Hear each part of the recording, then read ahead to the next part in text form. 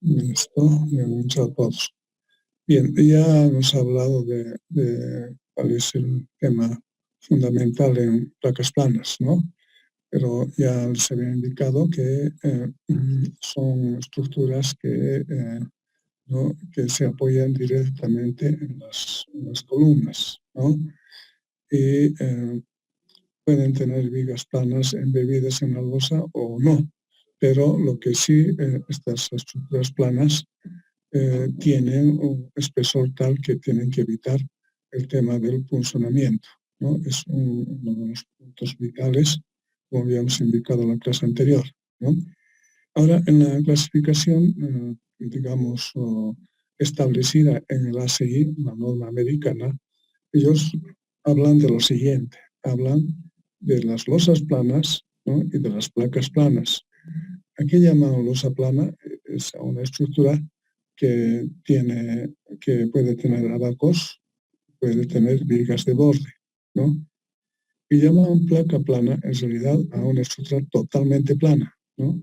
Totalmente plana. En un corte, vimos la clase anterior, esta misma figura, donde vemos lo que se llamaría losa plana, según la norma americana, y lo que se denominaría placa plana. Esas dos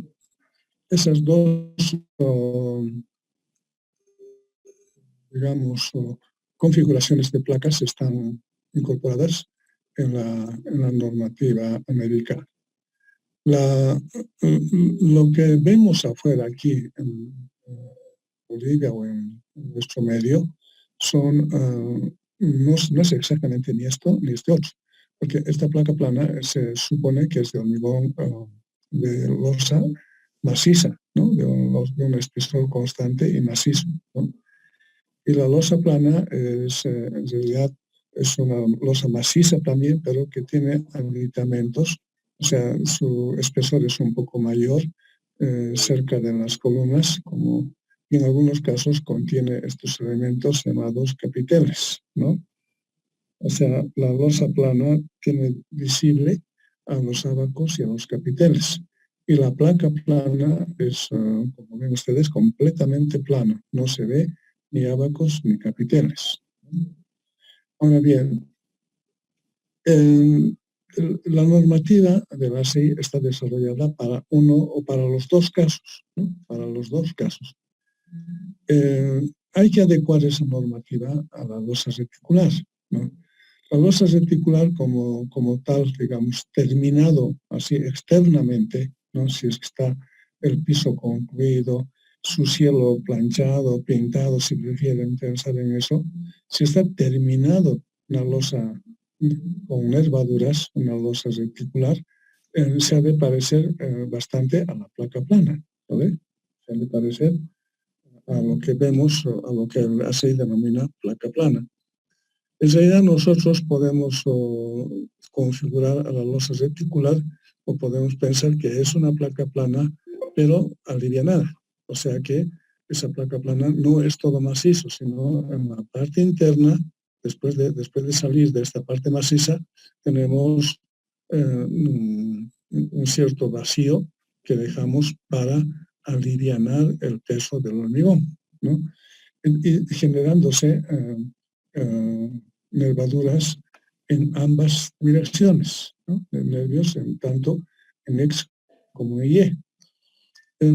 Estructuralmente, en realidad la losa reticular más se parecería a este otro, porque de repente esta parte maciza podemos asimilarlo a un abaco y la parte nervada podemos asimilarlo a una losa maciza de menor espesor, porque podemos nosotros transformar esta losa nervada en dos direcciones en una losa de este tipo, buscando el espesor equivalente que genere la misma inercia que estos nervios en ambas direcciones.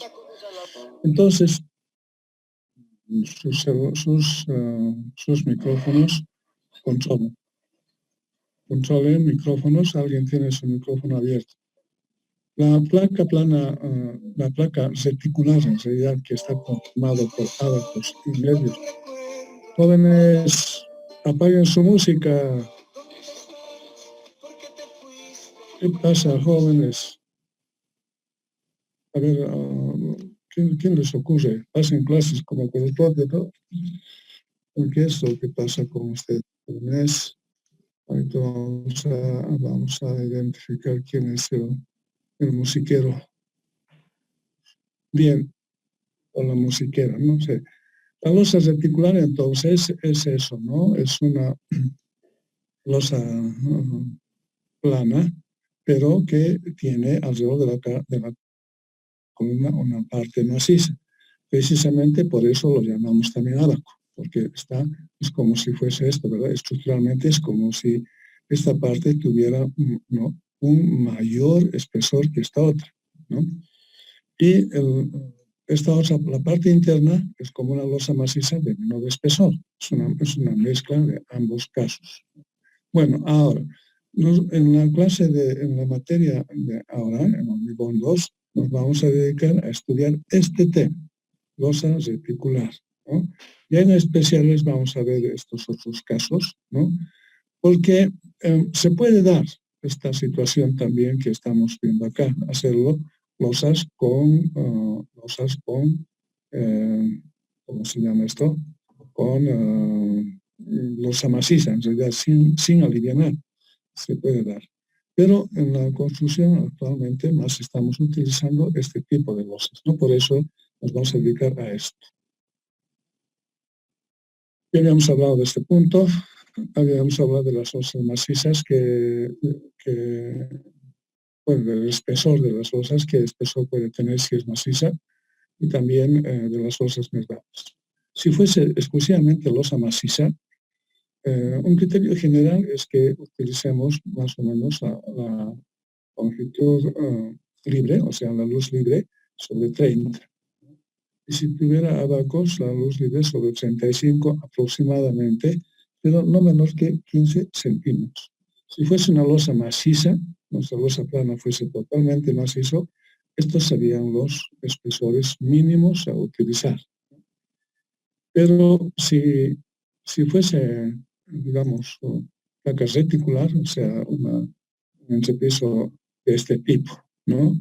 Combinado entre ábaco, que es una losa maciza, y la parte nervada, en este caso, el H aproximadamente se puede tomar como L sobre 25, no menor que 20 centímetros. Además, hay algunas recomendaciones respecto a las dimensiones del ábaco, ¿no? Ese ábaco debe tener por lo menos, ¿no? 0,15 de la luz al lado, ¿no? Que le corresponde, ¿no? A este lado 0,15 de la luz, si es lo que le corresponda, ¿no? Como luz, y al otro lado lo mismo, 0,15 a cada lado, ¿no? De la luz. La suma de los dos da la longitud total del ábaco. Es lo mínimo, ¿no? Y en realidad esta dimensión del ábaco varía entre 0,15 a 0,25 de la luz. Ese es el rango de variación de esta dimensión. Más de 0,25 tampoco es necesario, ¿no? Entonces, tal vez aquí hay que aclarar eso, insertar a ver, ¿dónde está? Cuadro de texto. Aquí decir, ¿no? El valor de la dimensión B que ven allá, ¿no? Varía entre 0,15 a 0,25 de la luz libre. Ese es algo que usual de esta parte maciza que rodea a las columnas, ¿no? 0,15 a 0,25 de la luz libre, ¿no? Bueno, ahora, hay otros criterios también que están escritos o están desarrollados en la normativa americana, en la CI, ¿no? Pero estos criterios están desarrollados para los dos tipos de placas que les he comentado, ¿no? Para placas completamente planas o para losas planas también, como es este caso, ¿no? Cuando no tiene abacos, se ve así totalmente plano. El ASI, como les decía, también tiene un detalle de cómo se puede determinar con un poquito más de precisión, ¿no? Por ejemplo, dice que si estamos en un panel externo, el espesor H de este panel puede ser igual a la luz libre sobre 30, ¿no? Pero esto para un FIE 4200. Si fuese mayor a 4200, hay que disminuir este espesor obtenido más o menos en un 10%. En un 10% por cada 1.400 kilogramos centímetro cuadrado. O sea que cuanto mayor es el FIE, entonces menor será la altura de la losa, ¿no? ¿En qué proporción? En ese 10% menor a lo que da este valor por cada 1.400 kilogramos centímetro cuadrado, ¿no? Eso en paneles exteriores. Y en paneles interiores, el espesor será a la luz libre sobre 33 para un FIE 4200 y con las mismas correcciones que estamos indicando ahí arriba, ¿no? Ahora, pero esta recomendación de la CI, ¿no? Por si acaso cuando ingresen a ver la normativa, el reglamento, el código americano, esta normativa es para losa maciza, ¿no? No es para losas reticulares, para losa completamente maciza. Pero ahora, si nosotros convertimos a una losa reticular, ¿no? La forma de determinar este H sería, primero, tomarlo como si fuese maciza y luego corregir, ¿no? Ese H a una losa reticular, determinando un H equivalente en su rigidez flexional. ¿Qué quiere decir eso? Que calculamos la inercia de esta losa maciza con este espesor. Si tomamos 1 metro de ancho será 100 por h al cubo sobre 2, ¿verdad? Y luego eso tenemos que convertirlo tenemos que buscar la inercia de una losa con nervaduras que produzca el mismo valor de la inercia que estamos indicando, ¿no? Entonces, ¿por qué razón? Porque al tiempo de hacerlo nervado, ustedes saben que se reduce la inercia.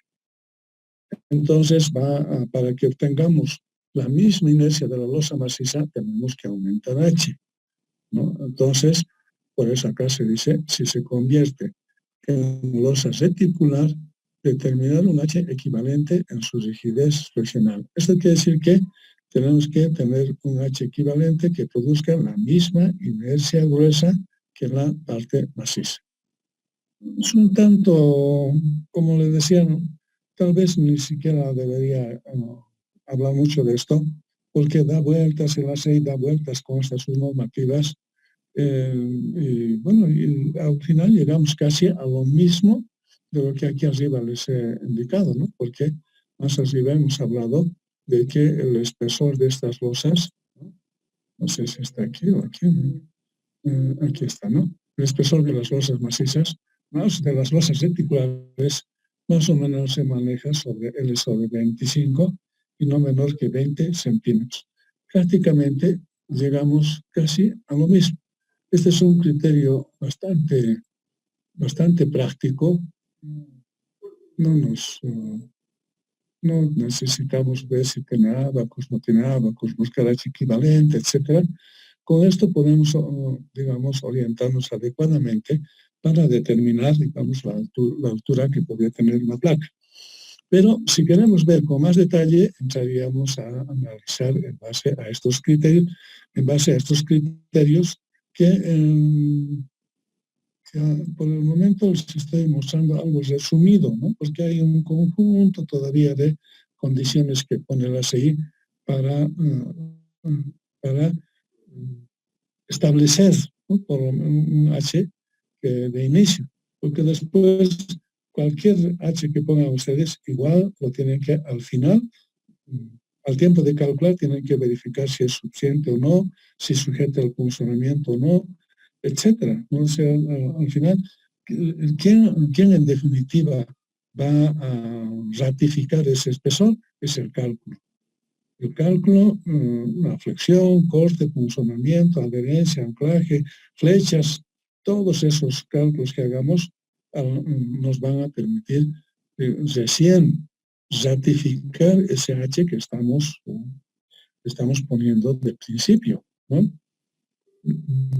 No es definitivo, o sea, no es definitivo. Podemos empezar calculando con 20 centímetros y por ahí, por las deformaciones, etcétera, nos obliga a aumentar a 25, a 22, o tal vez también al revés, ponemos 25 de inicio y de repente por los cálculos que hemos hecho observamos que podemos disminuir hasta 20, ¿no? Entonces, como les decía, en el fondo, esta fase de establecer un H preliminar no es tan definitivo, no es una cuestión a la que se tienen que aferrar, ¿no? Tienen que pensar siempre que los cálculos que realicen van a ratificar o van a modificar ese H preliminar que ustedes han establecido, ¿no? Bueno. Luego, en la clase anterior vimos un modelo de estructura y una vista en planta de cómo vamos a manejar el ejemplo, ¿no? Es un edificio de varios pisos, que cada piso está construido, como ven, ¿no? Es losa plana, pero tiene abacos alrededor de las columnas, ¿no? Y también tiene vigas planas, ¿no? Esta viga plana que está viéndose acá, ¿no? Está rodeando todo el perímetro externo de la construcción. Es necesario esa viga plana, es absolutamente necesario esta externa, incluyendo estas de borde que están dejando abierto la caja de la escalera. Incluyendo estas dos, es absolutamente necesario. Ahora, las vigas planas internas pueden que no se requieran, no es absolutamente necesario. Puede que estas vigas planas vayan de columna a columna o solamente de abaco a abaco. Tenemos esas posibilidades de incorporar en la viga plana, en el entrepiso plano, en la base reticular, esa viga plana interna, ¿no? Ayuda bastante cuando hay viento, al menos estas vigas internas, ¿no?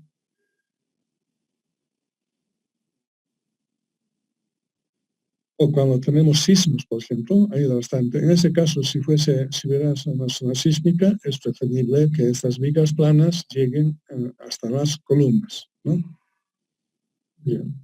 Entonces, la clase anterior les había mostrado también esta placa plana, ¿no? Ya configurada con las dimensiones de esos ábacos.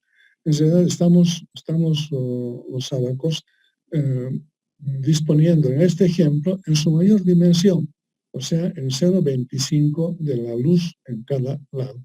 O sea, por ejemplo, empezando de este vértice de la columna 1A, la distancia eje-eje es 6 metros. Si tomamos 0,25, vamos a tener una distancia total de 1,50. De eje hasta el punto, el eje hasta el punto donde termina el abaco, ¿no? Igual acá vamos a tener 6 metros, 0,25 de 6 es 1,50 a la izquierda, 1,50 a la derecha. Hacia la dirección Y también es 6 metros, entonces tendríamos unos 50. Total, para esta columna interna, sería 3 metros. ¿Vale? Entonces, aquí estamos poniendo un ejemplo donde estamos utilizando en las dimensiones del abaco ese valor de 0,25 PL, ¿no? Les había comentado que esa es la mayor dimensión de los abacos, ¿no? Insertar, diremos, cuadro de texto, abacos con 0,25 de L, de la luz entre ejes, inclusive aquí estamos tomando, ¿no? Unos 50, en todo sentido, ¿no? En ambas direcciones.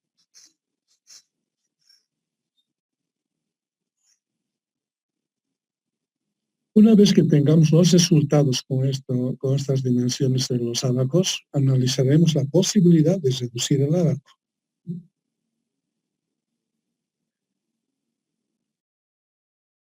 Bueno, eso es. Ahora es importante tener determinado las columnas, ¿no?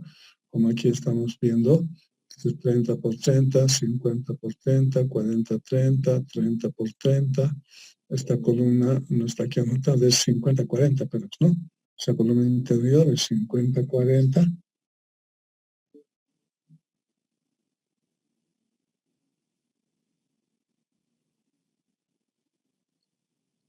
No sé por qué no había notado acá. Esta columna, esta que está aquí, es la columna 50-40, o 40-50, ¿no? Es la misma dimensión de las otras. Ahí sería. Ya. Esa columna también es 50-40.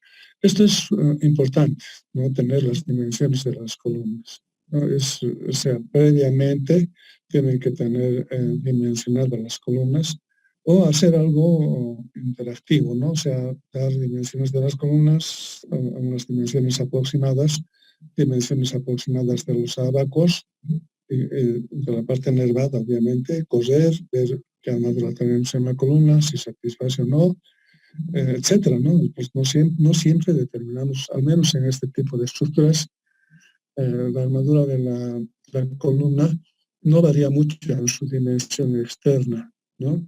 Normalmente el tema del punzonamiento obliga a casi a determinar, ¿no? La misma dimensión para las columnas, ¿no?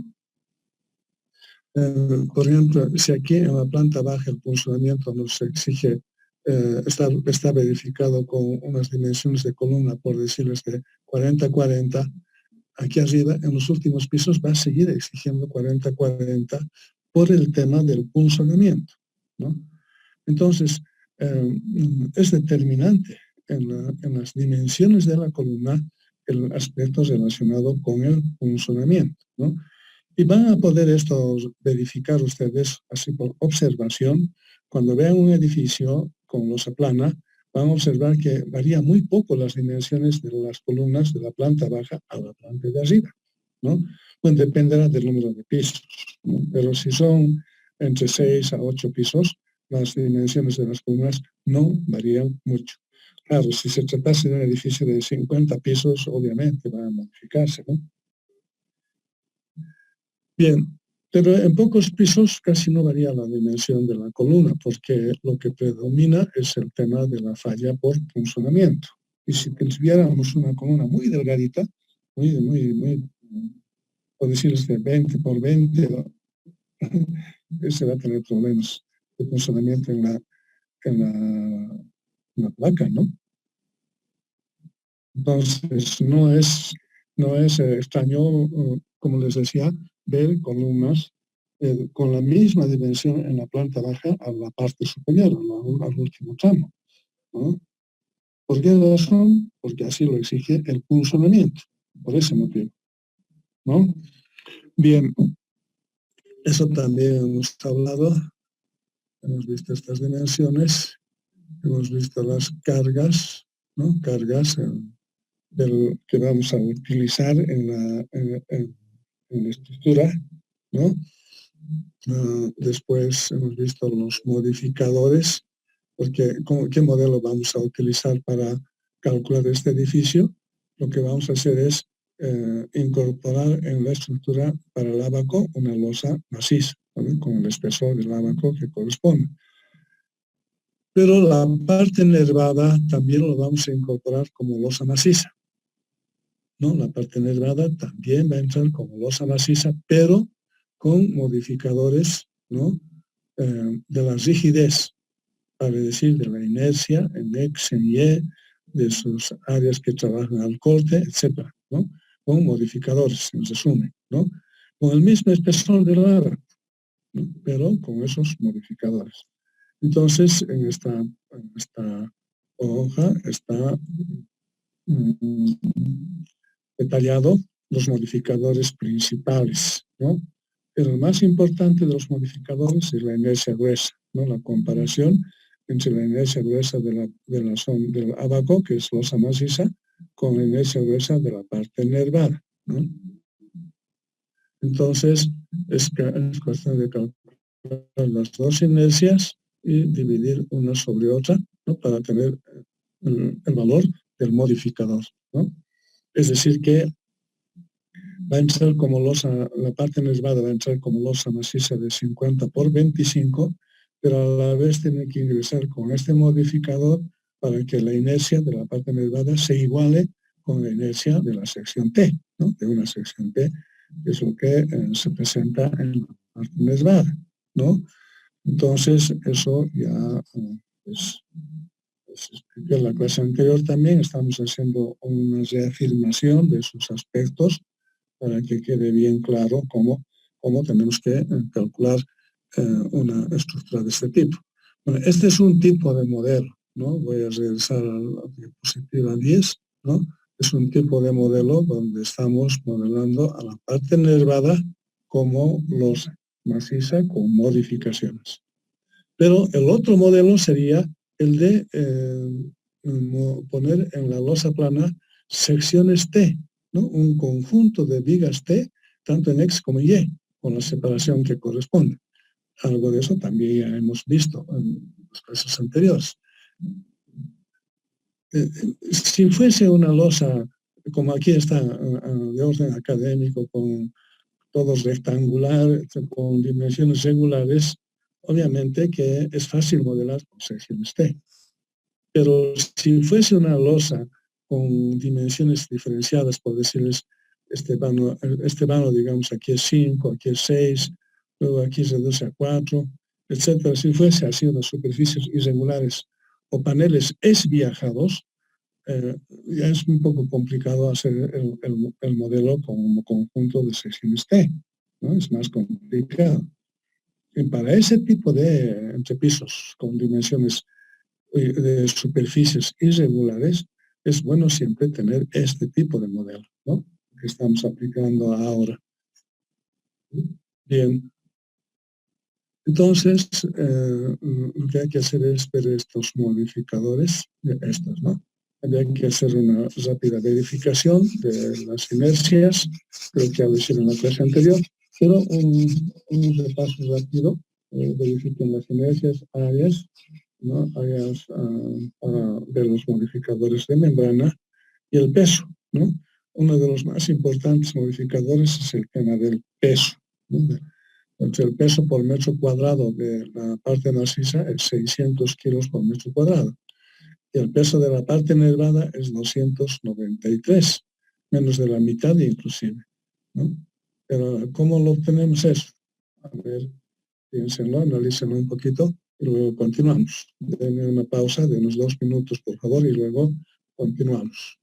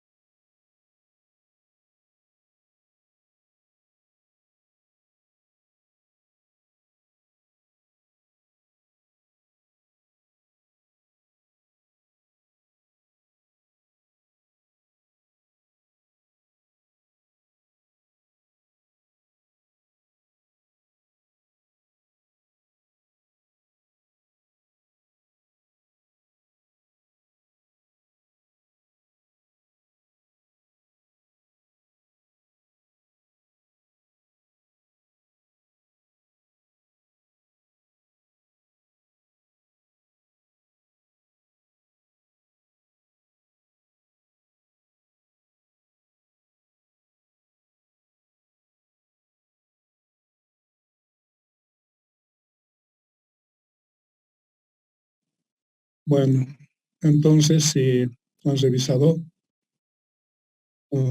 seguramente ya tienen, ¿cómo se puede decir esto? La información para poder aplicarlo también en sus proyectos, etcétera, ¿no? Bueno, de la inercia, eso ya saben, calcular inercias, eso es completamente sencillo, ¿verdad? Las áreas para, donde dice A, son las áreas para ver el tema de los esfuerzos de membrana. Los esfuerzos de membrana son para la carga axial, ¿no? Eh, en realidad, para la carga, para los esfuerzos de membrana, tomamos, obviamente, de la sección maciza, tomamos todo el área, y de la parte nervada, tomamos solamente esta parte, la parte superior, 50 por 5, 250. 250, entre 1250, tenemos 0,20. Y si tomamos solamente la parte superior, eso es válido tanto para la tensión de membrana en X, en Y, y para la tensión tangencial, ¿no? Para los supuestos tangenciales que son cortantes horizontales, ¿no? Es igual al 0,20 también, el mismo valor, si tomamos solamente la parte superior, ¿no? Ahora, esta área al corte, este es el área que trabaja al corte, ¿no? Uh, no tenemos un valor determinado del carácter efectivo en este momento. Para análisis estructural podemos tomar como área del corte 50 por 25 por 5 sextos de ese valor. Eso es 1042 por 5 sextos, ¿no? En realidad es 5 sextos de toda esta área. Mientras que para la parte nervada, lo que trabaja al corte fundamentalmente es 10 por 25. O sea, solamente trabaja al corte la parte rectangular, ¿no? Se incrementa un poco, más o menos un 10% por la presencia de las alas. Pero si tomáramos solamente la parte rectangular, entonces sería 10 por 25, ¿no? 10 por 25, 250. ¿Ve? Por 5 sextos. Por 5 sextos, eso es 208. Entonces, en la rigidez equivalente para corte, tomamos esa relación de áreas. 208 sobre 1042 es 0,20, 0,20. Tema del peso, ya el tema del peso es igual, ¿no?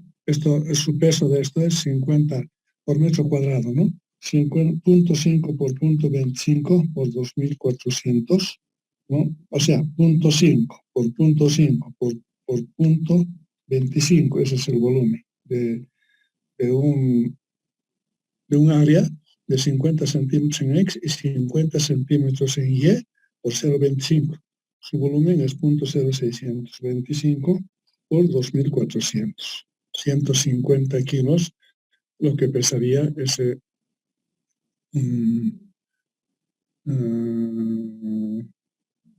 ese volumen, ¿no? De 50 por 25. Pesa 150 kilos. Pero ¿cuánto es por metro cuadrado? Dividimos entre 0,5 y 0,5. Eso da 600 kilos por metro cuadrado, ¿no? Entonces, la unidad de este eje es 600, el peso de la parte maciza es eso, 600 kilos por metro cuadrado, ¿no? Y tal vez la unidad faltaría, ¿no?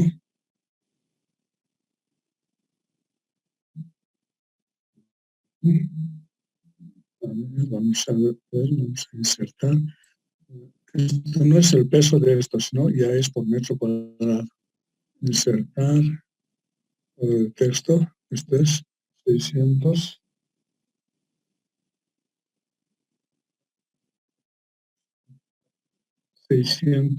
kilogramos por metro cuadrado, ¿no? Por si acaso, esa es la unidad. Ya, eso es lo que pesa por metro cuadrado una losa maciza, ¿no? de 25 centímetros de espesor. Entonces, lo único que teníamos que haber hecho era 50 por, o sea, 2.400 por punto 25, ¿no? Eso da también los 600 kilos por metro cuadrado. Ahora, para la parte nervada, es decir, si aquí lo completamos con línea segmentada, tenemos esta misma área. En la dirección Y igual es el mismo área, ¿no? Entonces, ¿qué quiere decir eso? Que podemos tomar este mismo volumen inicial y descontar el volumen que ocuparía el complemento o estuviese vacío, ¿no? Entonces, eso es completamente sencillo. El volumen inicial es 0.5 por 0.5 por 0.25, ¿verdad? Este volumen inicial. Y este volumen de la parte nervada va a ser menos, ¿no? El complemento, si esto es 10, el complemento es 40, o sea, 0.4 por 0.4 por la altura 0.20. Entonces, tendríamos, ¿no? Reitero, 0.5 por 0.5 por 0.25 es el volumen inicial, menos 0.4 por 0.4 por 0.20, ¿no? Entonces, tenemos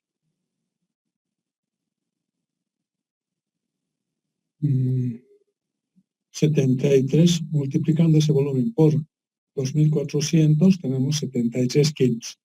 ¿Cuánto es por metro cuadrado? Dividimos entre 0.5 y entre 0.5 tenemos 293 kilos por metro cuadrado.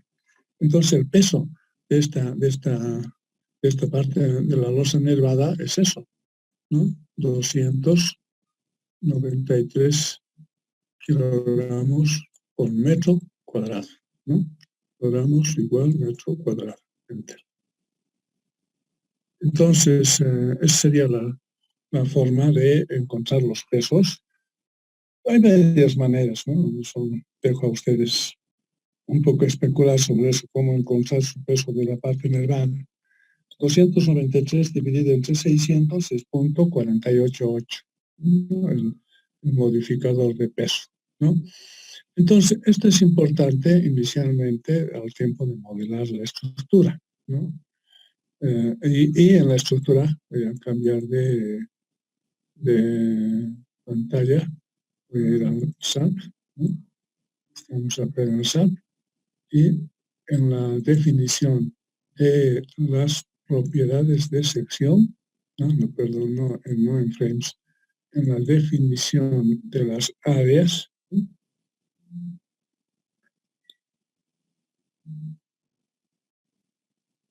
En la definición de propiedades de áreas, la losa maciza de 25 está identificada así, con espesor 25 y sin ningún modificador, o sea, plenamente, e inclusive el peso propio está activado con 1, ¿verdad? Bien. Ahora, en la losa nervada, lo que estamos viendo acá, en sus modificadores está el detalle de los modificadores que hemos calculado, ¿no? Inicialmente los 3 modificadores de membrana, los 3 2 de flexión, 1 de torsión, que es el M1,2, el de corte, el 1 y el de corte en 2, el modificador de peso, que es igual al modificador de masa, 0.488. Para la losa nervada estamos especificando el mismo espesor de losa maciza, pero incorporando estos modificadores, ¿no? Aquí está el espesor de la losa maciza, etc. Para eso hemos calculado esos modificadores para incorporar a este tipo de modelo.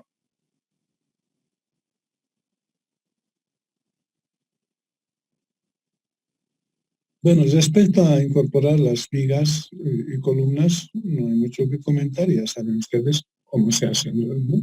En la definición de frames, por ejemplo, la viga plana que estamos manejando ahora es una viga de base 30, altura 25, ¿no? Entonces aquí directamente ponemos sus dimensiones y solo en las vigas, sí, considerando que va a haber torsión secundaria, podemos reducir la constante torsional a 0,1. Conviene, digamos, que las vigas de borde, ¿no? trabajen o hagan uso de esa opción de la torsión secundaria.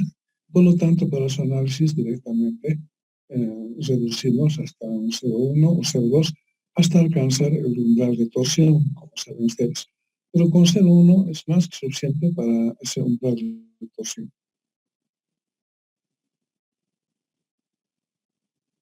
Okay. Las columnas también, ¿no? O sea, podemos, cualquier columna de RAL, digamos una columna de 40 por 40, igual está con sus dimensiones, no hay modificadores en absoluto, estamos respetando su rigidez, ¿no? Entonces, en conclusión, en el modelo que tenemos, ¿qué tipo de modelo es? Estructura no fisurada. Así como está ahorita, estamos manejando la estructura sin fisurar. Los modificadores que hemos puesto de las inercias no representan fisuración, simplemente están representando una adecuación de la sección maciza a una sección nervada, nada más, pero no está tomando en cuenta todavía el efecto de la fisuración.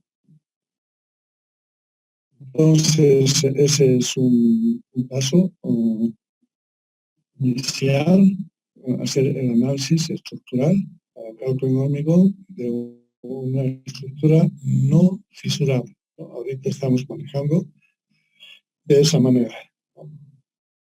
Luego vamos seguramente más allá, vamos al tiempo más que todo al tiempo de hablar de columnas, al tiempo de aprender a calcular columnas, vamos a tocar una parte que corresponde al análisis de segundo orden. El análisis de segundo orden requiere incorporar información a la estructura en función de su fisuración, ¿no? Entonces, normalmente para calcular columnas ahora se maneja estructura fisurada, ¿no? Para calcular losas, placas, es aceptable manejar estructura no fisurada.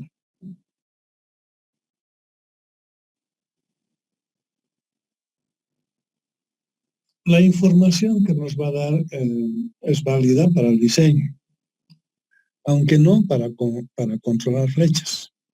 Ustedes saben que para calcular flechas tenemos que buscar una inercia efectiva en los diferentes elementos, porque ahí sí la flecha requiere que nuestra inercia sea menor a la inercia gruesa, porque es evidente que va a haber fisuración. Entonces, si queremos comprobar flechas, tenemos que modificar la estructura con sus factores que reduzcan la inercia por la fisuración, ¿no? Pero eso va a venir después. En resumen, ahorita estamos calculando la estructura no fisurada. Bien. Todavía no veremos resultados, iremos a las transparencias, ¿no? Esto ya hemos hablado. La zona nervada es considerada como maciza del mismo espesor del ábaco, con los modificadores anteriores para el análisis estructural de la placa reticular no fisurada. El análisis estructural, el básico, lo hacemos con carga gravitacional, ¿no? Si solamente tenemos carga gravitacional, el análisis estructural podemos hacerlo con 3 estados. 2 con carga alternada por paneles, ¿no? Y 1 con carga total en todo el entrepiso para momentos negativos, ¿no? Y positivos con el total de Q. Se puede hacer el análisis estructural del entrepiso con un solo estado de carga cuando la carga viva es menor a 0,75 de la carga muerta, ¿no? Eso es posible hacerlo, ¿no? En nuestro caso, por ejemplo, la carga muerta, ¿cuánto es? Creo que es, hay que modificar el peso propio, ¿cuánto es? El peso propio de la es 293, ¿no? Más 100, ¿cuánto tenemos de carga? ¿Cuánto tenemos de carga esta vez? Más El peso propio ya está anotado, 110 peso del piso y peso del suelo 10, más 120 en realidad, más 120. ¿Cuánto es esto? 120, 293 más 120 es igual a 413 kilogramos por metro cuadrado, en el ejemplo que estamos manejando. Eso es que no estamos tomando en cuenta tabiquería para esta comparación, sin tabiquería, ¿no? Ahora, 0,75 de G, ¿qué significa? 0,75 de G es 0,75 de 413. Eso es 310. 0,75 de G, en nuestro caso es 310.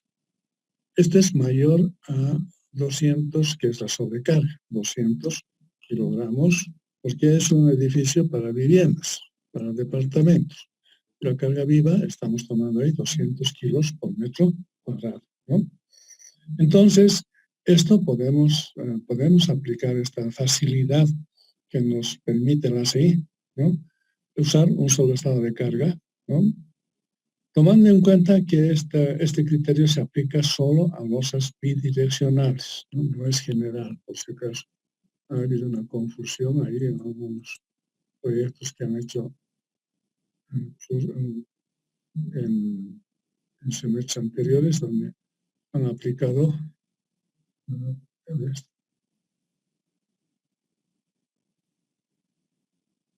esto también en cuenta. Esta posibilidad que se da de usar un solo estado de carga cuando se cumple este criterio es aplicable solo a losas bidireccionales. Si tuvieran ustedes un entrepiso con losas unidireccionales en una sola dirección, vaciadas en sitio o con viguetas prefabricadas, hay que aplicar siempre estados de carga, ¿no? Eso es lo que hay que hacer notar acá, ¿no? Pero cuando es losa bidireccional, porque la losa reticular tiene comportamiento bidireccional, ¿no? Para eso hay nervios en las dos direcciones. Entonces, en ese caso podemos aplicar esto que estamos viendo ahí en el recuadro. Eso en el análisis estructural. Bien, está también aclarado ese punto. Seguimos aquí. Les había anticipado, que creo que empezamos por ahí, que el funcionamiento es realmente el fenómeno que se considera que es la principal causa de colapso de este tipo de estructuras, ¿no? Las fallas por funcionamiento, ¿no? Y es mucho más riesgoso en las zonas donde hay sismos frecuentes, ¿no? Y de alta intensidad, ¿no? Ahí es realmente un riesgo el tema del funcionamiento. ¿Qué es el funcionamiento? Ya les he mostrado más arriba, es una falla, ¿no? Mediante el cual se puede observar que la losa se desprende de las columnas por este plano de falla, ¿no? Este es el plano de falla en la que se observan fisuras en todo el perímetro, distribuidas en el perímetro, con una inclinación aproximada de 45 grados, que empiezan en la cara del apoyo, la parte inferior, y terminan un poco más abierto hacia arriba, ¿no? Entonces, cuando hay este tipo de fallas, esa es la situación común, ¿no? Estamos en 15. Y aquí les mostré, de inicio les mostré esto para que quede impreso en su mente este problema del funcionamiento, ¿no? Es importante que esto estén mentalizados cuando vean en la placa plana con este fenómeno, ¿no? Del funcionamiento. Bien, entonces, aquí, bueno, lo estamos volviendo a mostrar ya de manera más tal vez clara para poder ver cómo son estas superficies o áreas de colapso por funcionamiento, ¿no? En una estructura tenemos columnas centrales columnas de borde y columnas de esquina. Normalmente tenemos estas tres posiciones críticas de las columnas, ¿no? Entonces,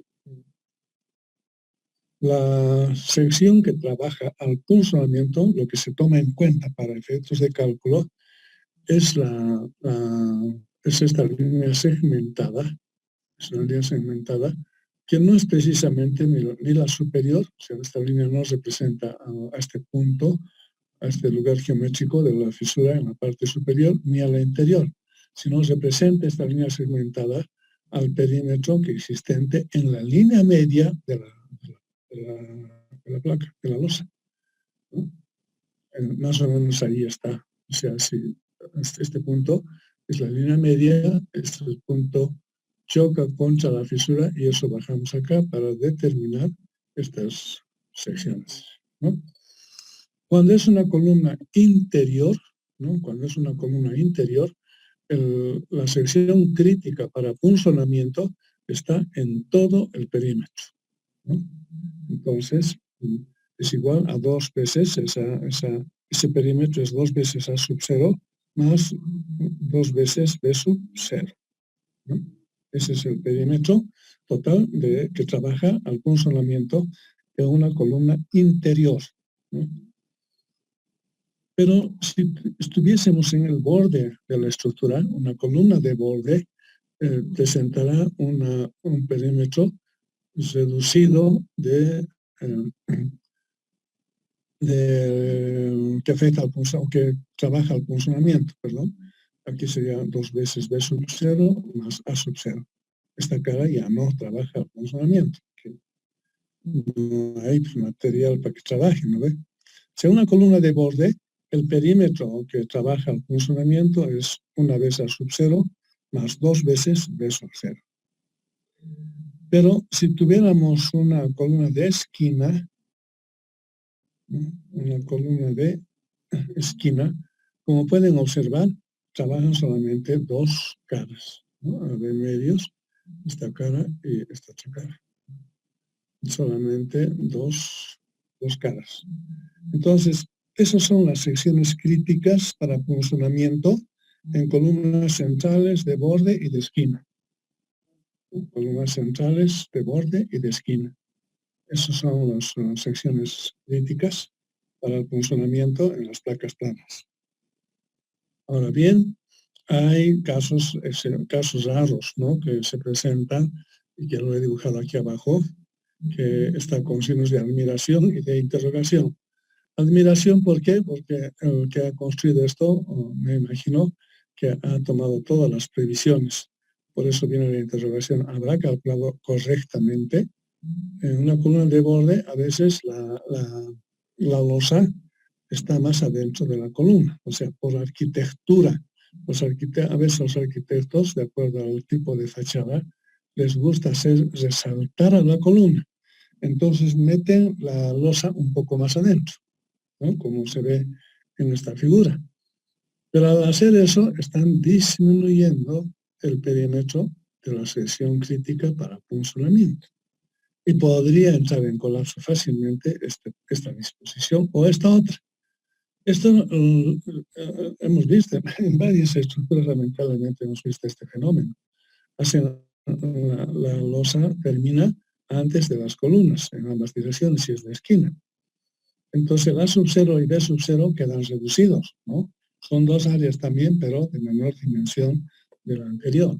Y aquí, obviamente, vienen esos signos de interrogación y de admiración, porque nos preocupa. Significa preocupación porque hay que ver cómo trabaja esa losa con su columna, así con un área crítica para punzonamiento bastante reducido, ¿no?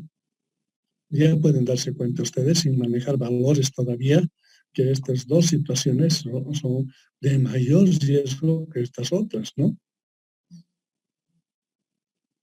Lamentablemente, no sé si por desconocimiento o tal vez porque han verificado, ¿no? Hay estructuras con ese tipo digamos, de presentación arquitectónica, ¿no? Porque normalmente los arquitectos obligan a hacer este tipo de detalles, ¿no? Entonces hay casos de esto construidos ya, en muchos casos no hay problema, en algunos ha habido fisuración. Bueno, pues hay que buscar soluciones si se presenta eso, ¿no? Bien, entonces esas son las secciones críticas para punzonamiento. ¿Cuánto resiste el hormigón al punzonamiento? Ahora, con el ASI tenemos dos dimensiones que tomar en cuenta, ¿no? No diré dimensiones, dos casos a tomar en cuenta.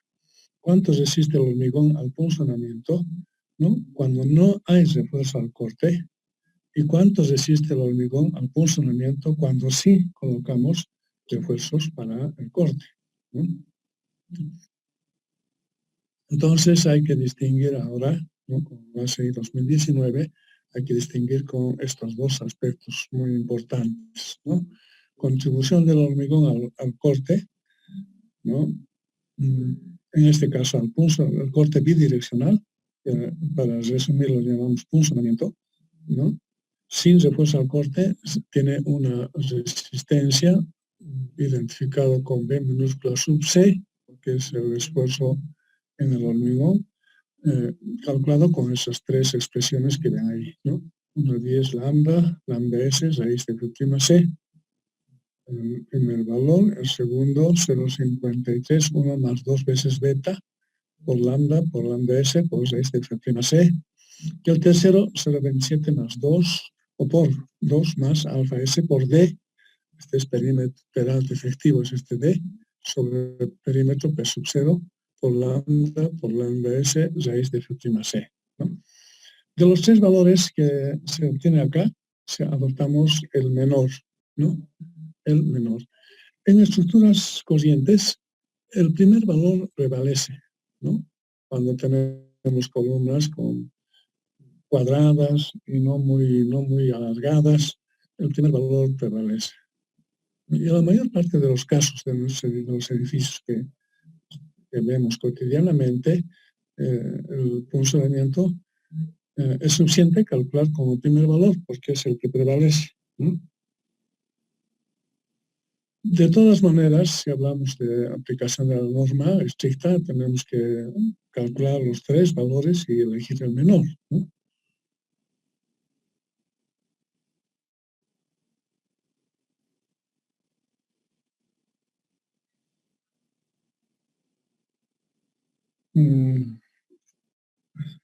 Antes de, por ahí alguien se sale de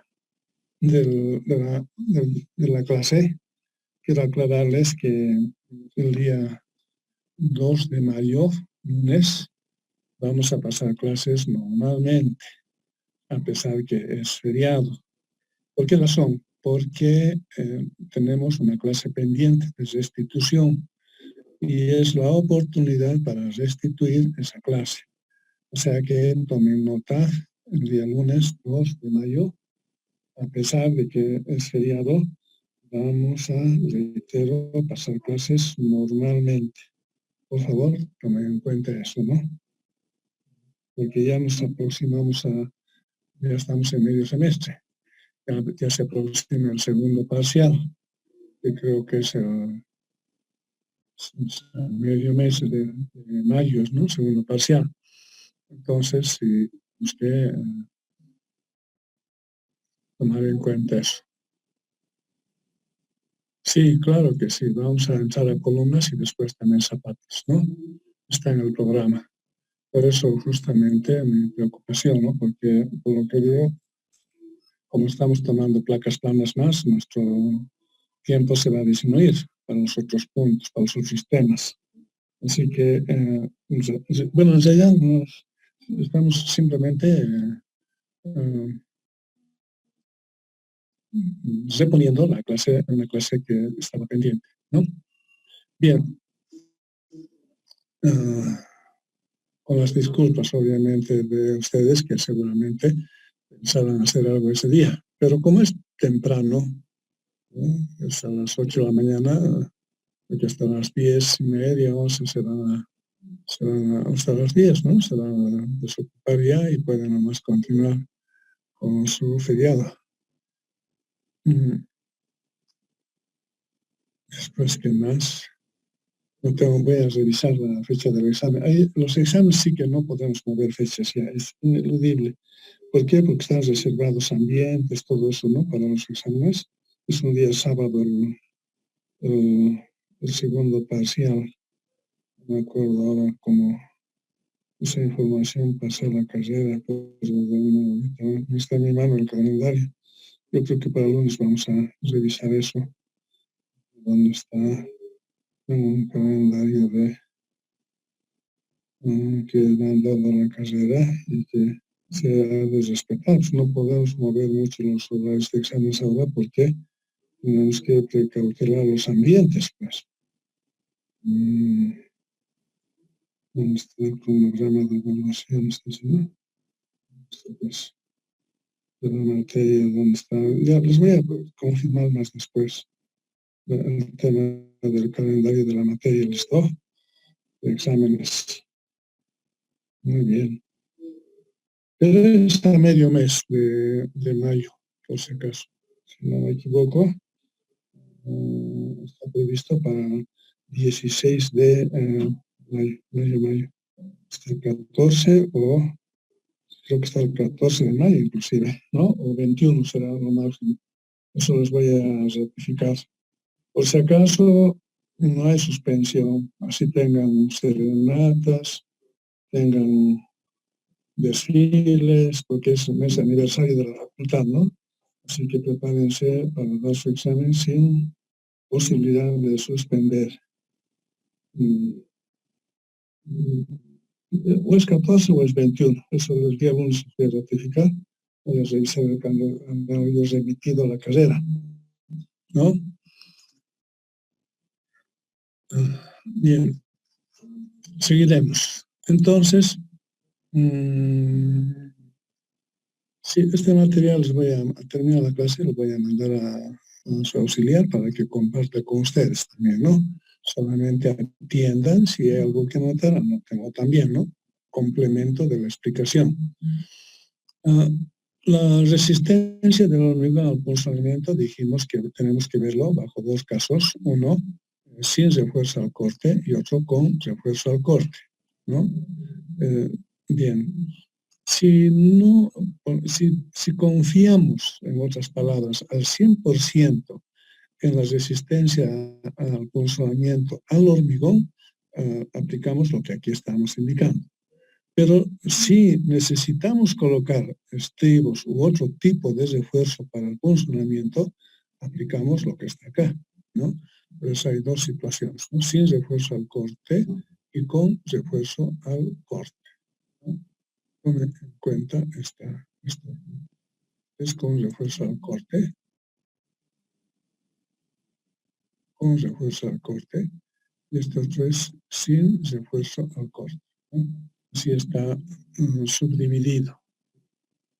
¿Qué cosas intervienen? ¿Qué son los factores? Lambda es un factor de peso, ¿no? Este factor de peso se toma uno para un hormigón de peso normal. Y si es hormigón alivianado, quiere decir que se ha usado pellets de poliestireno o pellets de cerámica, lo que fuese, para alivianar el hormigón, entonces este lambda tiene un valor de 0.75 para hormigón alivianado, ¿no? Es fácil darse cuenta de eso si el hormigón alivianado tiene un peso por unidad de volumen menor al normal, menor a 2.4, ¿no? Toneladas por metro cúbico. Lambda S es el factor de Peralte, o también llamado factor de tamaño, pero más es de Peralte, ¿no? Su nombre es lambda S, es 2 sobre 1 más 0.04 de D.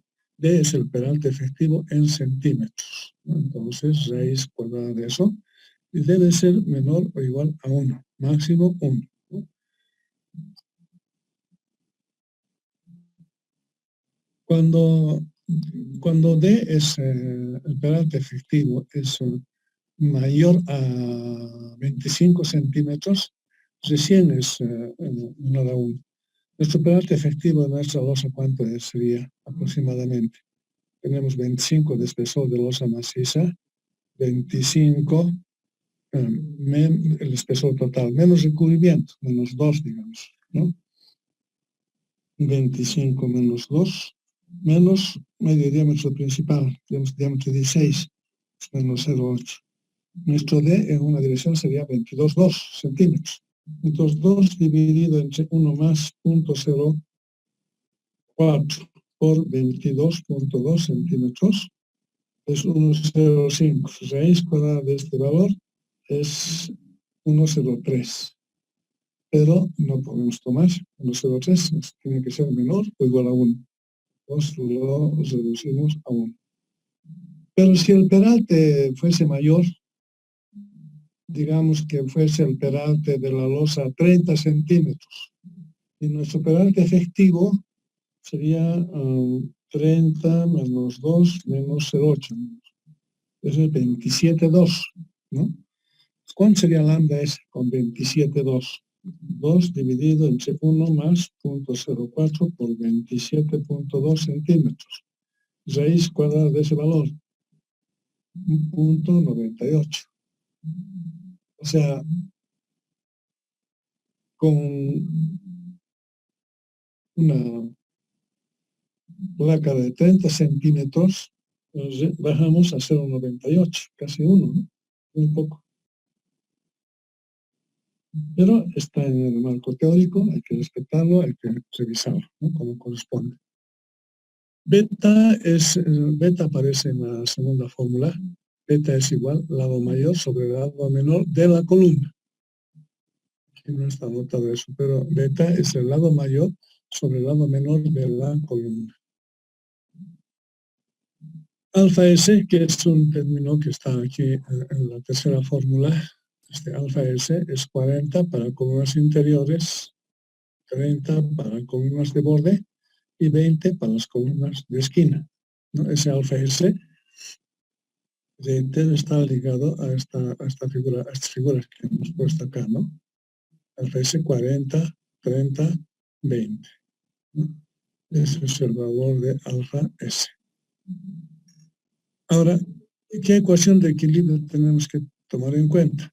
Como no hay refuerzo al corte, entre el cortante último, o sea, el valor de B sub Q debe ser menor o igual a phi por B sub C, ¿no? Phi es 0,75 y B sub C mayúscula es la fuerza que resiste el hormigón con movimiento, es igual a uno de estos esfuerzos, al menor, multiplicado por el perímetro y por el peralte efectivo D, donde D es el valor promedio de los peraltes efectivos que pudiera haber en ambas direcciones, ¿no? Entonces, es fácil calcular la resistencia, verificar el punzonamiento en este caso, porque estamos haciendo, digamos, trabajar solamente al hormigón, ¿no? Según varios expertos en estos temas, dicen que es mejor que suceda esto. Es mejor hacer trabajar al punzonamiento o resistir la fuerza de punzonamiento solo con el hormigón. Y si hay alguna armadura, esa la dejamos como reserva, digamos, ¿no? Pero hay algunos también que dicen, no, hay que calcular nomás lo que corresponda, ¿no? Bueno, en ese caso, si tomamos en cuenta la resistencia del hormigón al punzonamiento con refuerzo al corte, la ecuación de equilibrio, partimos de ahí, la ecuación de equilibrio es phi B sub C más B sub S, donde B sub S, la contribución del hormigón, es a B minúscula C por P sub 0 por D, ¿no? Este es el perímetro por el peralte efectivo. Pero ¿a qué es igual este valor de B sub C? Es igual, ¿no?, a 0,53 lambda por lambda S por raíz de F' C, como en el corte lineal, ¿no? Solamente para B sub C se toma este valor, ya no como aquí arriba teníamos 3 posibilidades, aquí es una sola, con este valor. Y bueno, eso es el valor de B sub C a tomar en cuenta. Ahora, eso es cuando el refuerzo al corte son estribos, cuando son estribos. Pero también se estila colocar refuerzos al punzonamiento con pernos con cabeza, ¿no? Pernos con cabeza. Eso lo aplican en los países que tienen materiales preparados para ello, ¿no? Esos pernos con cabeza son como más o menos como es, aquí estamos mostrando una gráfica de un ejemplo de ese tipo de perno con cabeza, ¿no? O sea, una forma de resistir al punzonamiento son colocar estribos. Otra forma es utilizar estos pernos con cabeza, ¿no?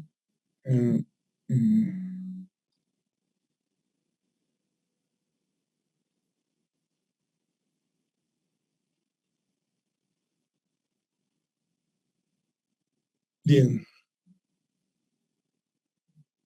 No es muy usual esto, no tenemos este material en nuestro país, lamentablemente, no hay esos pernos con cabeza para que trabajen a funcionamiento, ¿no? En el exterior sí hay, tal vez pueden encontrar ustedes que alguien haya importado estos materiales, pero no es muy común en nuestro mundo constructivo aquí en nuestro país, ¿no? No es muy utilizado. Bien, entonces queda aclarado el tema de la verificación del funcionamiento. Hay dos casos, sin refuerzo al corte, con refuerzo al corte. Eso es lo que estamos viendo acá. ¿Cómo es ese refuerzo al corte? Para salir de dudas, ¿no? Pues si es una columna interior, aquí se ponen unos carriles y se ponen los pernos. Pero si no hay pernos, entonces directamente colocamos los estribos que sabemos, como se coloca en una viga, ¿no? En una columna interior, por ejemplo, colocamos en cruz esos estribos, no siempre a lo largo de toda la viga, no es necesario, sino hasta cierta parte. Lo mismo si es columna en L o es columna en esquina, ¿no? Pero más o menos tiene esta configuración, ¿no? El refuerzo, el corte, en una placa bidireccional, ¿no? Para que resista las fuerzas de punzonamiento.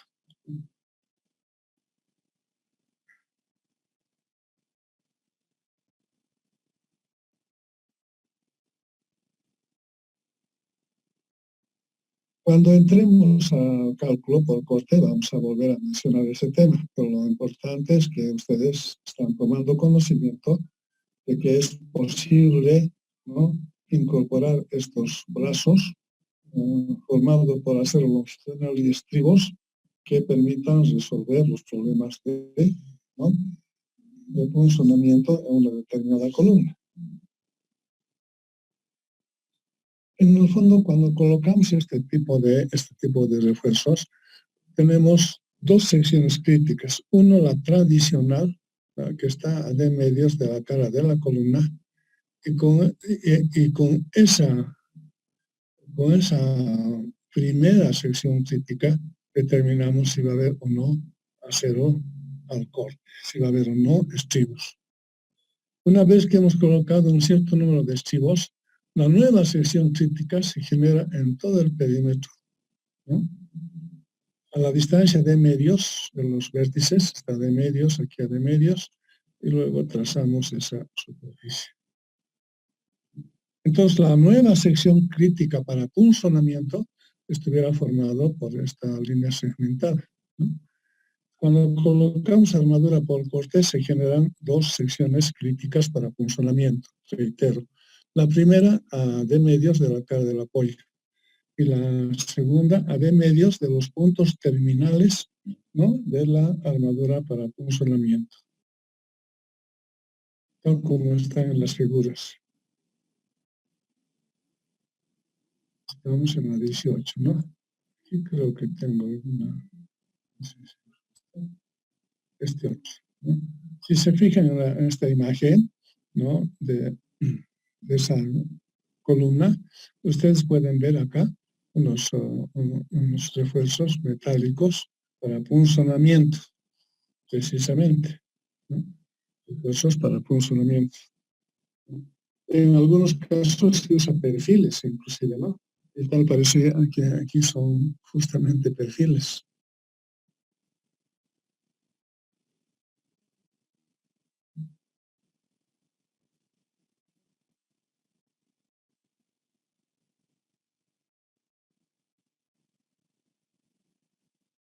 Este hemos explicado, este también estuvimos ahí. Este hemos explicado. Ahora sí, vamos a lo que llamamos la verificación del funcionamiento, incluyendo el efecto de los momentos transferidos por corte, ¿no? A ver, vamos a ilustrar eso un poco. Vamos a ir al SAP. Voy a cambiar de pantalla. Los que tuviesen el SAP pueden entrar a ver su archivo.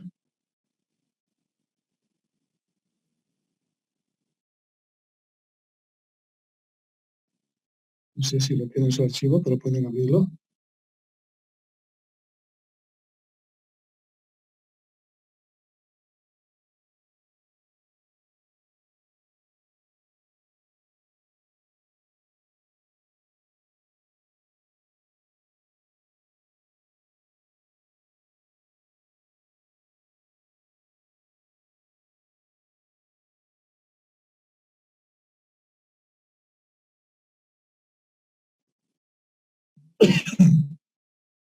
Bien, entonces esta es la estructura. Ahorita está cargado con los entrepisos, no sé, este es el nivel 4.2, ¿no? Aquí podemos ver.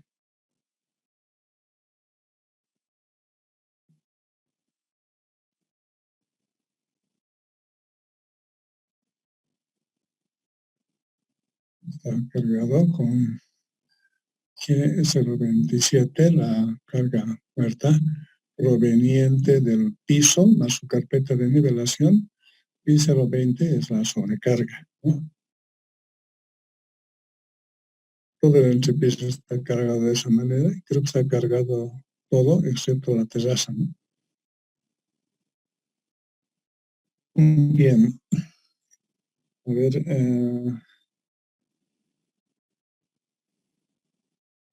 vamos a ver directamente los resultados. Bien, después revisaremos las cargas. Ya está recorrido. Aquí veremos display, los elementos REM, la combinación 3, digamos, momentos vectores en 3, ok.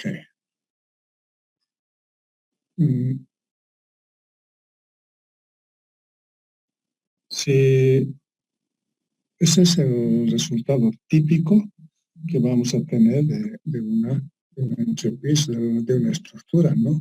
Está un poco mezclado. Vamos a hacer lo siguiente, vamos a seleccionar las losas para ver este punto. Vamos a seleccionar la losa 25 y la nervada y los elementos no más inclusive. Ok.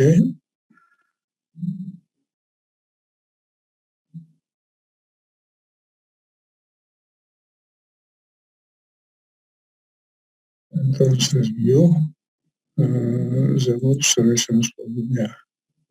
Entonces estamos sacando a las losas para ver este tema de los diagramas de momentos, ¿no? Cualquier columna que veamos, cualquier columna, digamos, vemos esta columna aquí de la parte baja, ¿no? Cualquier columna que veamos, va a tener esto, lo que ven ustedes, ¿no? Un momento, es el reflector de 2,16 toneladas metro, ¿no? Eso es lo que tenemos en la columna inferior, y en la columna superior tenemos aquí abajo 302 toneladas metro. En total, entre la columna de abajo y la columna de arriba, totalizan 302 más, reitero, en el de abajo,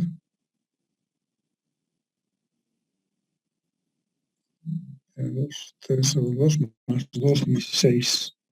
302 más 2,16, eso es 5,18. O sea, en este momento, en esa esquina, en el plano XZ, está transfiriendo la placa dos momentos, uno al de abajo y otro al de arriba. Al de arriba está transfiriendo, bueno, este es al de abajo está transfiriendo 2,16, ¿no? Y al de arriba está transfiriendo, que han visto hace rato, 303. 2,16 más 3,02 o 3,03 da 5,18 o 5,19 toneladas metro, ¿no? Ese es el momento que está transfiriendo en ese plano en el plano donde está M3. Ese es el total del momento transferido de la placa a la columna, a las columnas, ¿no? Ahora, si vemos en esta misma gráfica los momentos en los momentos 2,2, ¿ok? Vamos a tener estos otros momentos. Otro plano ya también.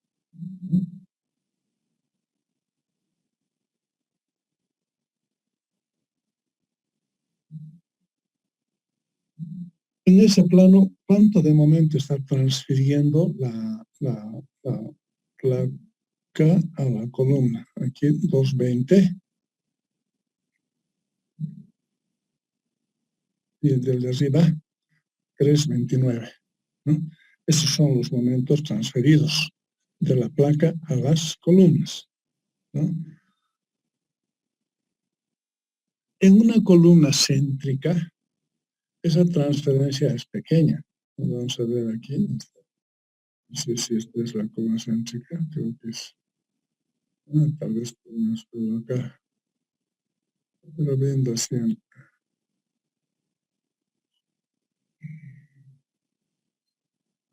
Tendríamos. Sí, yo creo que estaba bien. Este de aquí es, ¿no?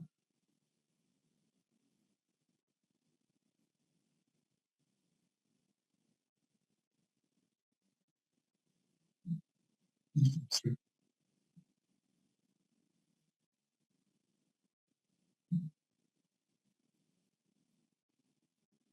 No quiere agarrar. A ver, aquí vamos a hacer lo siguiente entonces.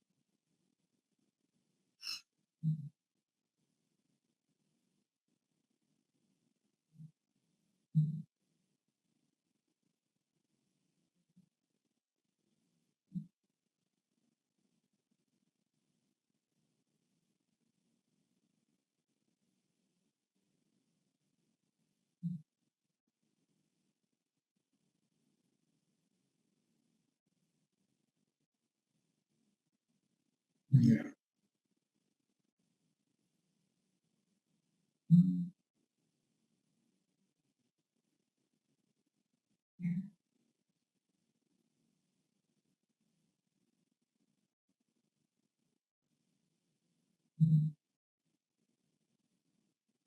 Pues aquí estamos, ¿no? Fíjense, son los momentos M22 en la columna interior, los momentos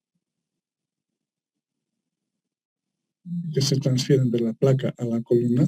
Fíjense, esta de arriba es 4,0 tantos, no sé por qué, de arriba tenemos 3,29, ¿no? Hay algunas columnas que no está viéndose bien, que tienen poca transferencia, no sé si están en el plano XZ, en este plano XZ.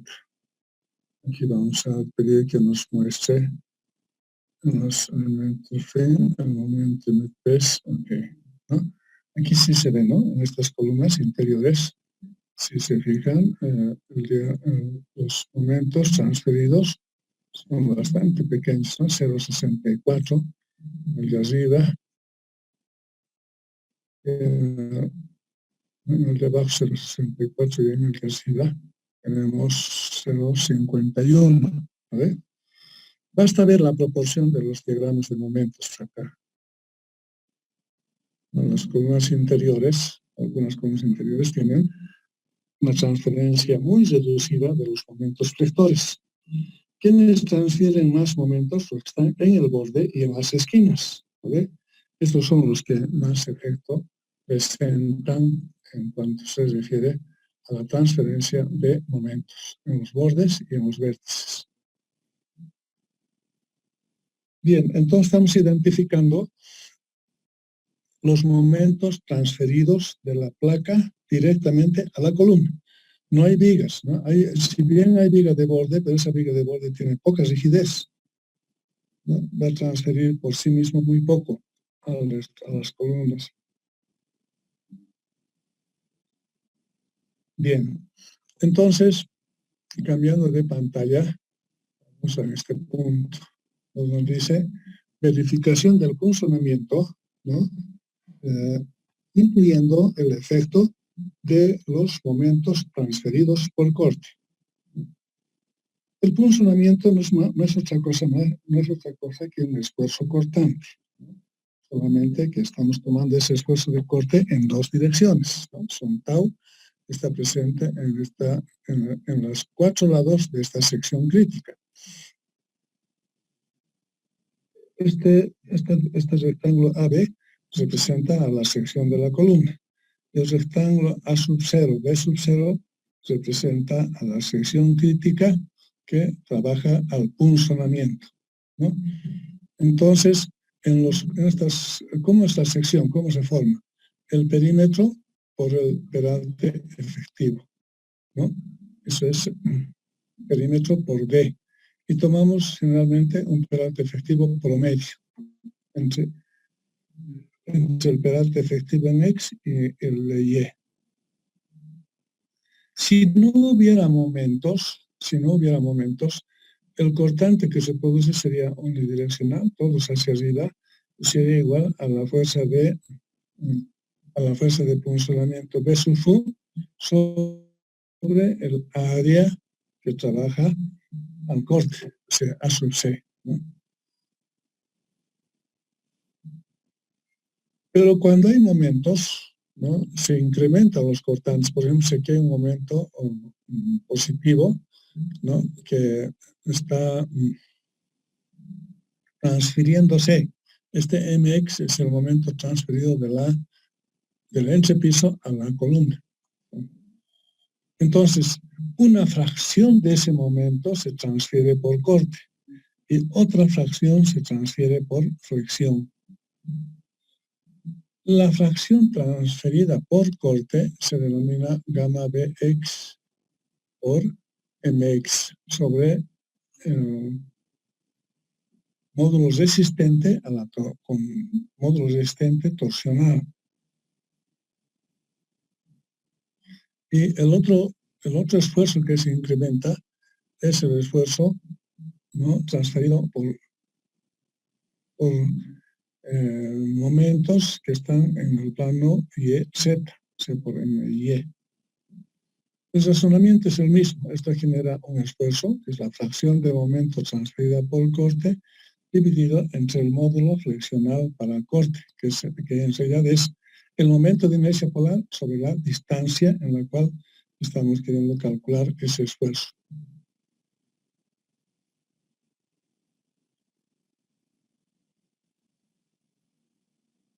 Está el detalle de cada uno de los términos que contiene estos esfuerzos. Es sencillo, ¿no? B sub U es la fuerza de punzonamiento, A sub C es el área de la sección crítica que trabaja el punzonamiento, gamma Bx como gamma By son fracciones que nos representan a los momentos transferidos por corte. Jx, Jy, que están en ambas fórmulas, son los momentos de inercia polares. Y X sub phi y Y sub phi son las coordenadas, donde se está calculando ese esfuerzo, ¿no? Entonces, es una fórmula de resistencia de materiales para calcular esfuerzos en una superficie, esfuerzos cortantes en una superficie que está alrededor de un elemento. Esto mismo se aplica para zapatas, solamente que en zapatas el término que prevalece es el primero, Normalmente los momentos son pequeños cuando llegan a las fundaciones y se lo desprecia en algunos casos. En otros, cuando el momento es fuerte, hay que tomarlo en cuenta, ¿no?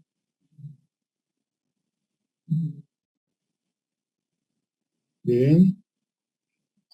Luego tenemos la fórmula general, ¿no? Las expresiones que nos permiten calcular esfuerzos en cualquiera de los casos. No tiene sentido que ahorita les explique uno por uno, lo que más bien vamos a hacer es mandarles este material, lo estudian ustedes y la próxima clase lo vamos a aplicar en un ejercicio. Sí, estas fórmulas son para superficies, ¿no? Para superficies de columnas rectangulares, ¿no? Para superficies rectangulares, por si acaso, ¿no? Pero, digamos, si tuviéramos una columna circular, por ejemplo, si esta fuese una columna circular, el ACI permite aplicar las mismas fórmulas, pero convirtiendo la columna circular en una columna rectangular equivalente, ¿no? Si bien estas fórmulas son para columnas rectangulares solamente, ¿no? Reitero, es aplicable estas fórmulas convirtiendo la columna circular en una columna rectangular equivalente, ¿no? Ahora, aún siendo columnas rectangulares, hay necesidad de hacer ajustes a los momentos polares cuando se trata de estos temas que les he comentado hace rato, ¿no? Sí, está aquí está, ¿no? Por ejemplo, cuando están en los cuatro lados, el momento de inercia polar, por ejemplo, de esta sección crítica respecto a X, tiene un determinado valor, ¿no? Respecto a Y tendrá otro valor el momento de inercia polar, ¿no? No. También, respecto a X, el momento de inercia polar está configurado con estas dos secciones verticales fundamentalmente, ¿no? Ahora, ese momento de inercia polar, cuando tenemos estos casos, por ejemplo, donde las columnas están desplazadas respecto del borde, o sea, acusadas las columnas, así se llama en términos arquitectónicos, ¿no? En columnas acusadas, sobresaliendo, ¿no? Del borde de la losa, el momento de inercia polar obviamente va a ser menor. Y bueno, se puede deducir, al tiempo de hacer un ejercicio quizá lo vamos a deducir esas ecuaciones. Esto ya hemos hablado de esto. Lo que tendríamos que ver sería entonces esta aplicación de estas ecuaciones, ¿no? Más que todo el momento de inercia polar, porque esa es la parte más delicada, ¿no? Los momentos de inercia polares están deducidos acá, en los apuntes, para columnas céntricas, para una columna de borde, para una columna de borde paralelo al eje Y, el otro era para X. Después tenemos para columnas de esquina el momento de inercia polar, cómo se calcula. Y en base a estas ecuaciones podemos ver casos particulares. Al final vamos a hablar de eso. Esos momentos que hemos visto hace rato del diagrama de momentos del pórtico, de las columnas, nos está mostrando un valor del momento, ¿no?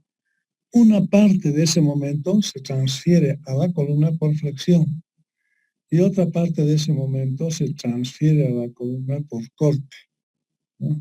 Eso hay que tomar en cuenta. Ese momento que aparece en las columnas, la placa plana transfiere a través del abaco por flexión una parte y por corte la otra parte, ¿no?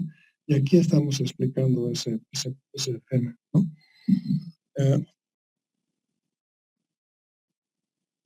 Lo cierto es que la suma de estos dos momentos, si están en el mismo sentido, tiene que ser igual al momento que aparece en la placa, ¿no? Hay un equilibrio de los nodos en ese sentido, ¿verdad? Ya sea una columna de borde, ya sea interior, ese equilibrio en el nodo siempre tiene que existir, ¿no? O sea, los momentos en un determinado nodo tienen que dar una sumatoria igual a 0 para que esté en equilibrio, ¿no? De ahí se deduce qué momento se transfiere, ¿no? De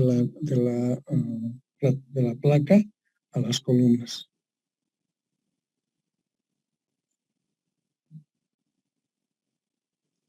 La fracción del momento transferido de la placa, transferido por flexión, se calcula con esa expresión, gamma fx, 1 sobre 1 más 2 tercios de la raíz cuadrada de a sub 0 sobre b sub 0, donde a sub 0 es la dimensión de la columna más d medios a cada lado, ¿no?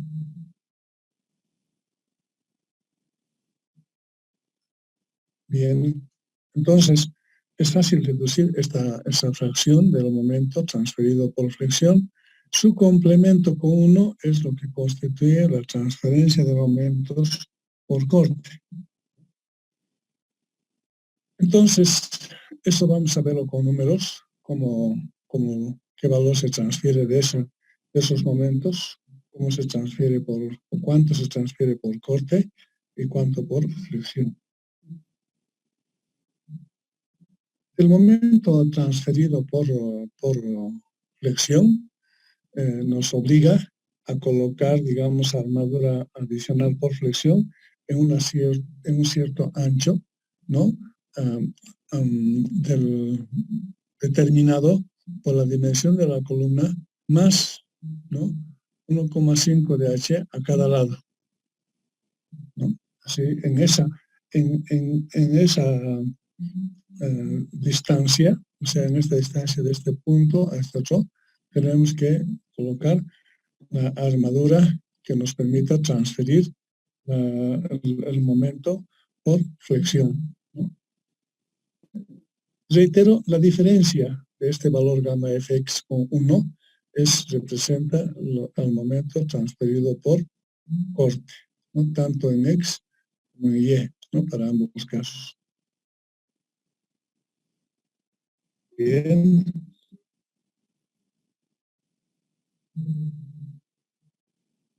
Aquí estamos hablando de lo mismo, solamente estamos dibujándolo en el plano, cómo se tiene que transferir, o en qué ancho se debe transferir ese momento. Aquí ya vamos al cálculo de la armadura por flexión, qué criterio se utiliza, el cálculo de las vigas perimetrales, qué criterio se utiliza, y luego tenemos una orientación respecto a la posición de la armadura en las placas, ¿no? Deben estar dispuestas. Esto está extractado de la SEI, de la norma de la SEI. Bien, entonces, este material que les he presentado hoy, voy a remitirlos a través de su auxiliar para que lo estudien y el día lunes puedan hacer las consultas correspondientes a tiempo de elaborar o de hacer los ejercicios que nos permita aclarar cada uno de los conceptos que están aquí incorporados en el marco teórico, ¿no? Entonces, aprovechen de estudiar este material para la próxima clase, que también les va a servir para su segundo examen parcial, ¿no? Bien.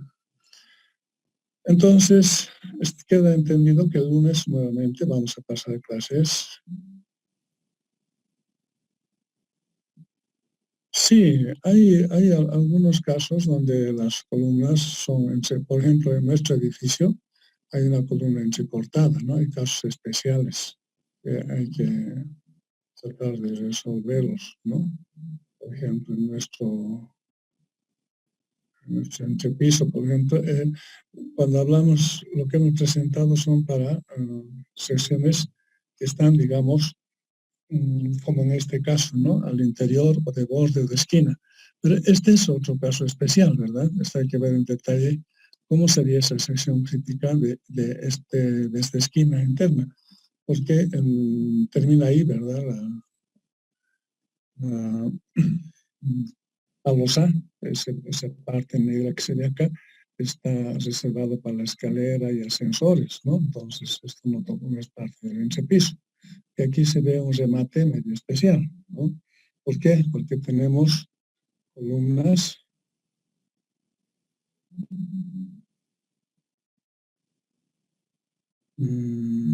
dibujar. En este vértice podemos tener, digamos, esta columna. No sé con qué color estoy dibujando. Esta es la columna de ese vértice, ¿no? ¿Verdad? Y ahora, ¿cómo va a estar ubicado la,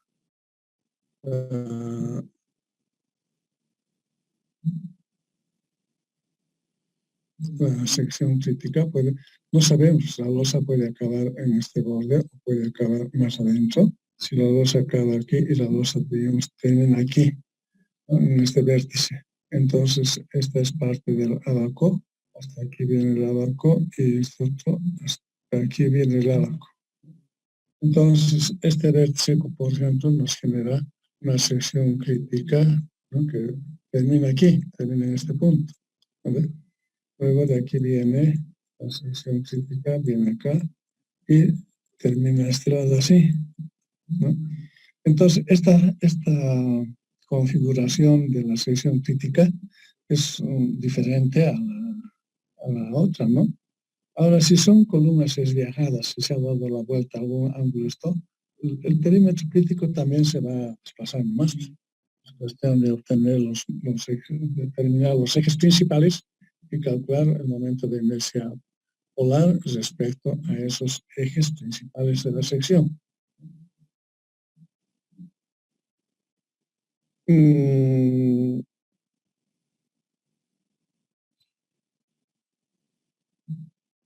Algunos programas de orden profesional votan directamente el valor de los esfuerzos, por si acaso, ¿no? Directamente votan este valor que está a remedios de la cara de la columna.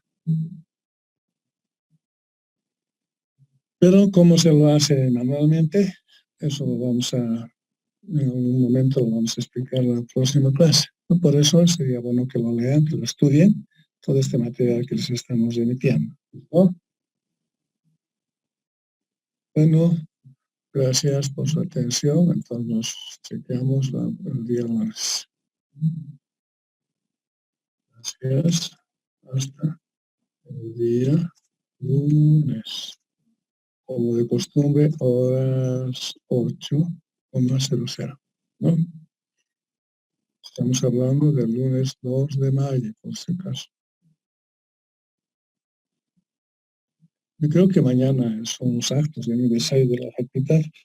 La verdad es que es prematuro, ¿no? Hablar de fiestas, hablar de desfiles, actos conmemorativos. Esperemos que pase la pandemia 100%. No sé, me parecería que así debería ser, pero bueno, está programado algunas actividades para el día de mañana. Creo que es un desfile, creo que es una misa, no sé qué cosas más hay. La verdad que no estoy muy bien enterado, solamente hace rato me comentaban eso, ¿no? Que mañana hay actividades. Claro, yo voy a pasar clases de 8 a 9:30, digamos, y desde recién iremos pues a todos los eventos, ¿no? Muy bien, gracias. Entonces, enviar a todos después. Ya, listo. Hasta luego, dije. Hasta luego, jóvenes. Hasta luego. Estoy saliendo. Hasta luego, dije. Chao, chao. Hasta luego.